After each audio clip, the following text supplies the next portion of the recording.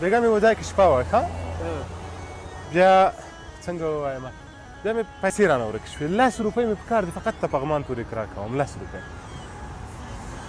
ما هم خو تر اوسه خرڅ کړی نه ده اسلاف مې نه ده کړی اسلاف دې نه ده کړی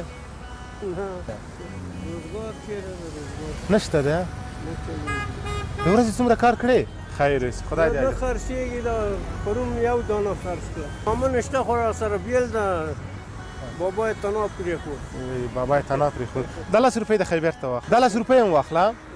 او ته زحمت وباسې کار کې ما فقط د تا اخلاص کتلو چې ته ما ته 10 روپۍ راکوې که نه دغه روپۍ واخله 6000 روپۍ دي دا 6000 روپۍ ته واخله او ځان ته څه پې واخله خدای خیرات دې قبول کړي خیر اوسي د ما دپاره امر خدمت شته ده یوه غېږه راکوې صاحبان زه ځان ته